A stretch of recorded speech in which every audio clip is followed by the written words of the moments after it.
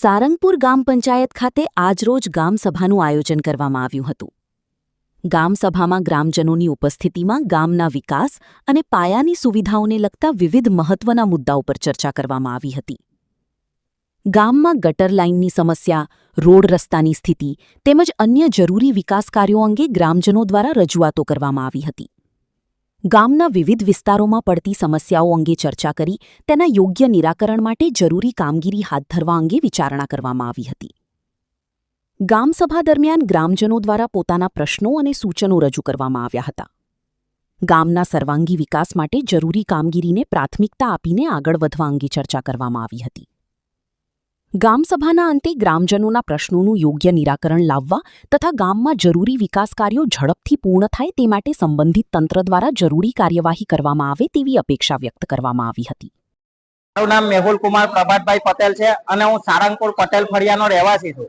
જ્યારે આજે ઘણા સમય પછી ગામ પંચાયત સારંગપુરના અંદર ગામ સભા યોજવામાં આવી અને આ ગામ સભા દરેકના પ્રશ્ન ખૂબ આસાનીથી સરળતાથી સાંભળવામાં આવ્યા છે અને દરેક મુદ્દાઓ દરેક જેને રજૂઆત કરી છે એ નાગરિકોના પણ લેવામાં આવ્યા છે.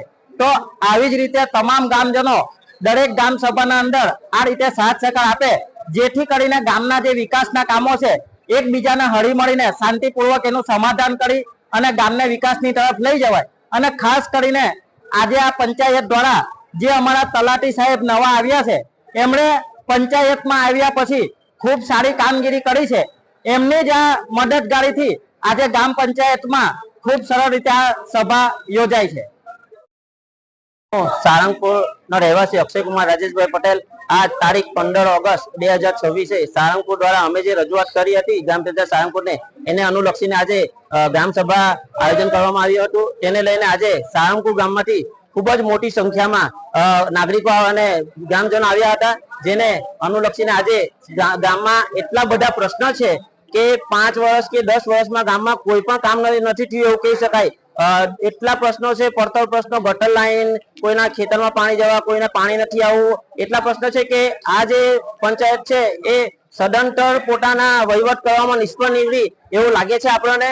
એટલે આપણે તમામ જાગૃત થઈએ અને અગાઉ ગામ સભામાં તમામ ગ્રામજનો જાગૃત થઈએ. અને બીજું, તલાટી સાહેબનો આભાર માનવા માંગુ છું કે સારંગપુરના ઇતિહાસમાં પહેલી વાર ગ્રામ સભા થઈ છે જે અમે રજૂઆત કરી તલાટી સાહેબને, એના માટે તલાટી સાહેબનો આભાર માનવા માંગુ છું.